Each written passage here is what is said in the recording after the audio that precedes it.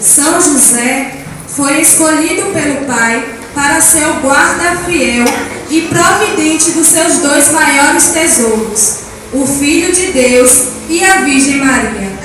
Ele cumpriu com máxima finalidade sua missão.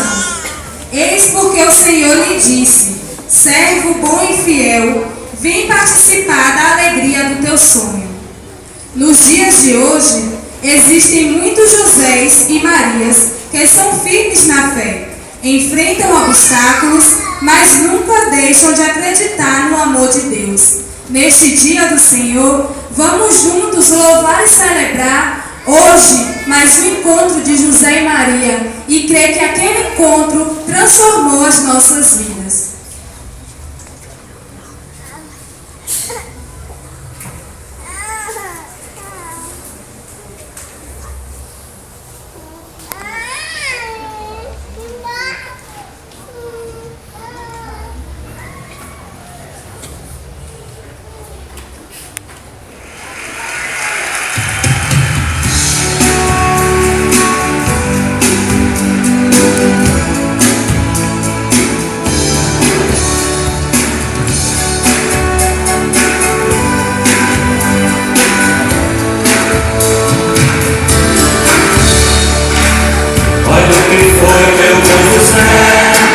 Se apaixonar pela donzela,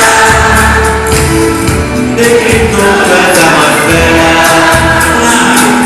de toda a sua Galileia.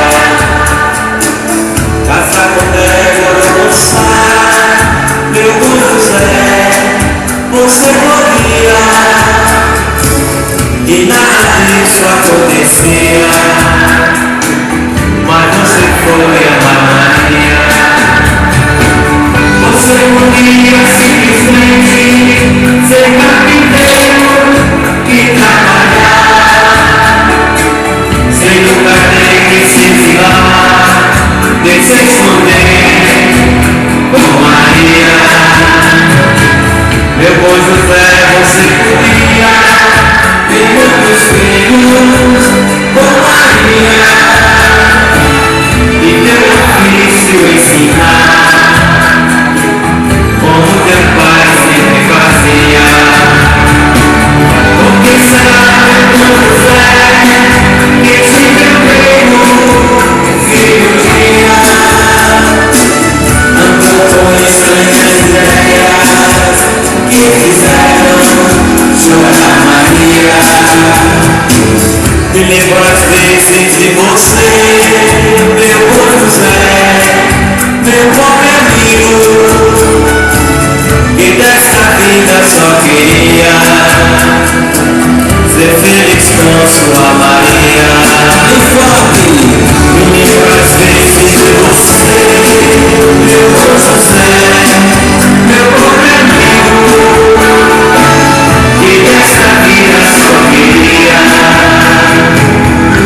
ser feliz com sua Maria.